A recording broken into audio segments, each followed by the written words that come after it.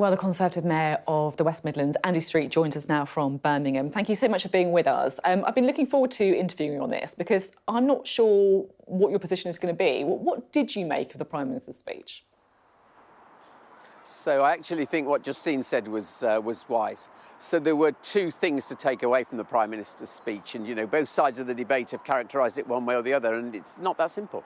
He was absolutely clear that he was committed to the net zero target. That remains. And for me, as someone who has always believed that this issue of climate change is the most defining issue of our time, and I've staked my mayoralty on the fact that we are going to lead in the West Midlands on a new green economy, it was really, really important to hear that. Then the second part of the speech was about measures he was changing. And you know what? It is fair to say, let's look at how we're going to do this, even if the target stands. And I'll be straight with you, I don't agree with what has been said about the electric vehicle date, but I do think some of the other things where the technology has not moved as fast, for example, about domestic heating, they were very fair judgments. Let's unpick the car debate, shall we? Because I know this is something that has a huge impact in the area that you represent, right? A big car industry area in the West Midlands. And Ford today saying a relaxation of the 2030 target would undermine the ambition, commitment and consistency that they need from the government. I mean, you get this, you're a former boss of John Lewis. How difficult is this chopping and changing for business? So it is difficult, and I understand why Ford said what they did, because what all the car companies have done over the last few years since the previous government gave its target was they've worked their business plans out. They've decided on the rate at which the sort of adoption of electric vehicles is going to happen, so then they know what production they've got to plan for, and these are long cycles. And then to have a change in the rate of adoption is going to be difficult for them. But the thing that really sort of strikes me about this is an area of incredible success for the UK. We've just celebrated huge investment into the UK over the Tata battery factory. We've got record inward investment in the West Midlands, a lot of it about green tech, and the market needs to remain confident in what we're doing. So why are they doing it then?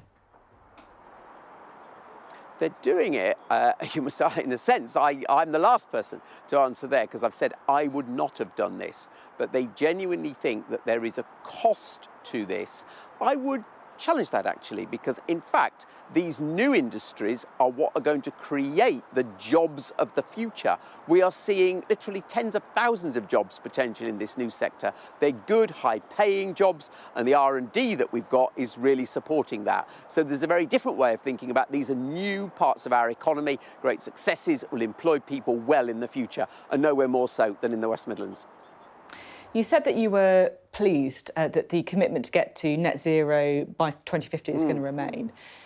But I guess I have to ask, is Rishi Sunak being a bit disingenuous here? Because you can just say it's going to happen, but if you want to get there, you've got to take the steps, haven't you? I mean, he's supposed to be the Prime Minister who's levelling with the British people. It doesn't really seem that straight, does it? Yeah. But there are many other things he said today that give you confidence. What he said about renewables is true. We've made vast progress. He has come to the decision about onshore wind. What he's talked about, grid connection to the electrification of industry, that is true. So there were other elements of it that actually give you confidence. And when you look at our trajectory, it's not necessarily on target. Nowhere in the world is completely on target, but it is definitely world leading. And he said we would continue to be world leading. And the responsibility of everyone is to examine exactly the detail of how that is going to be done. I just want to talk to you a little bit while I have you about high-speed rail as well, because this is something else, another area where some people feel the Prime Minister hasn't really been consistent on. We know, of course, the rail link's supposed to linking up London, Birmingham, of course, an area that you represent, and then areas in the north of England. And the Prime Minister's just not being straight on whether or not that's going to happen. Are you a bit worried? I'm worried because I've been utterly consistent over this. Sophie, as you know, we've talked about it before.